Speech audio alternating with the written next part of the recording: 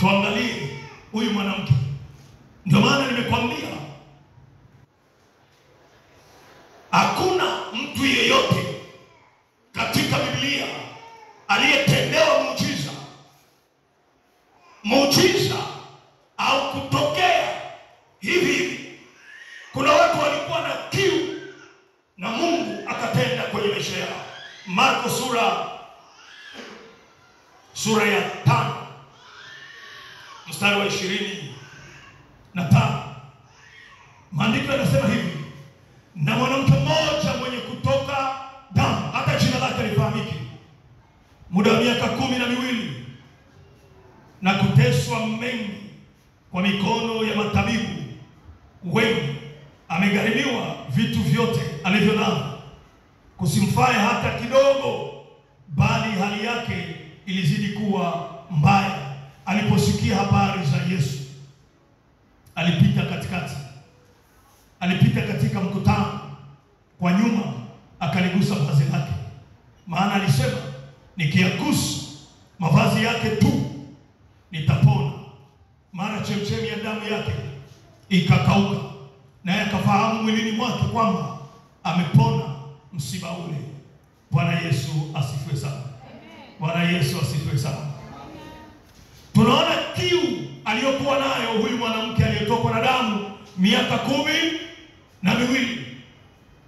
Ilikuwa ni kiu ya uponyaji.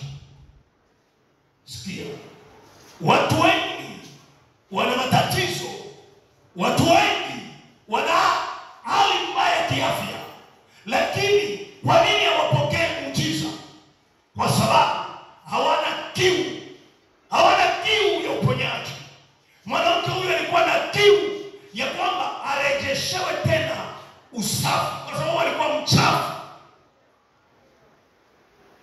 kutokana na sheria ya Kiyahudi, alikuwa ni najisi.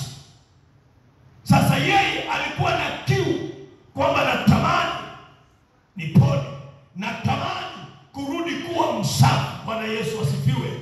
Kuna mtu hapa unaweza ukawa na kiu ya kusema, natamani nirudishwe tena kwenye kiwango changu kile cha kwanza, natamani nirudishwe tena kwenye ujasiri wangu ule wa kwanza, natamani nirudishwe tena kwenye upako wangu ule wa zamani, nirudishwe tena kwenye biashara yangu. Amen. Ndio, kuna watu mlikuwa na biashara, lakini biashara imefanya nini? Imekufa. Huyu mwanamke akuzaliwa akiwa anatoka damu. Ni tatizo lililomkuta katikati ya safari, ni hali ambayo imekuta katika maisha. Kama vile na wewe iko hali ambayo imekukuta katikati ya safari ya maisha, lazima uwe na kiu ili urudie tena kwenye kile kiwango chako. Nisaidie kusema amen. Kama unanielewa sema amen. Huyu mwanamke alichokuwa anapambania ni kurudi kwenye kiwango chake cha zamani, ni kurudi kwenye ile hali yake ya zamani, ni kurudi kwenye afya yake ya zamani, ni kurudi kwenye maisha yake ya zamani, ni kurudi kwenye heshima ya zamani. Kuna kitu kilipotea kwa huyu mwanamke, alikipambania mpaka kwa matabibu alienda, lakini alikuwa amekosea njia. Amen. Haitokei hivi.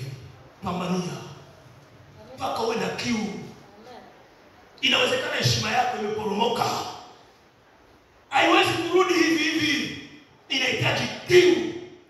Huyu mwanamke alijua hali yake ya kwanza ilikuwa hivi. Kwa nini nimefika hapa? Lazima na wao ukae upige mahesabu. Kwa nini niko hapa? Hiki sio kiwango changu. Nimeshuka, nataka nipande. Muulize jirani yako, uko kwenye kiwango gani? Umeshuka au umepaa? Ni siri yako hiyo, sio jibu. Hiyo ni siri yako. Amen. Huyu mwanamke aliyetokwa na damu alipambania. Haikuwa hivi hivi. Unanielewa mwana wa Mungu?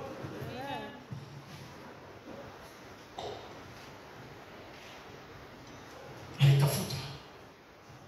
Na mimi nataka nimwambie mtu mmoja hapa, unaweza ukarejea katika makali yako ya zamani. Unaweza ukarejea katika kiwango chako cha zamani. Unaweza ukarejea katika biashara ile ya zamani.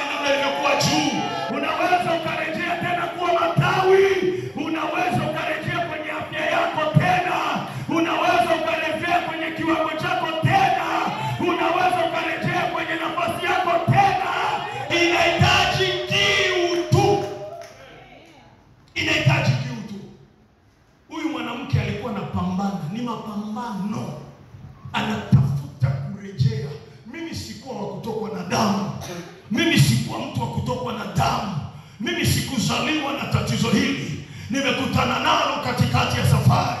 Namna gani nitaondokana na tatizo hili? Mwanamke akaenda kwa matabibu, akaenda kwa madokta, akaenda kwa mawitch doctor, akafanya kila jitihada. Yote ilikuwa ni nini? Kiu. Anataka kurejea katika ile hali yake.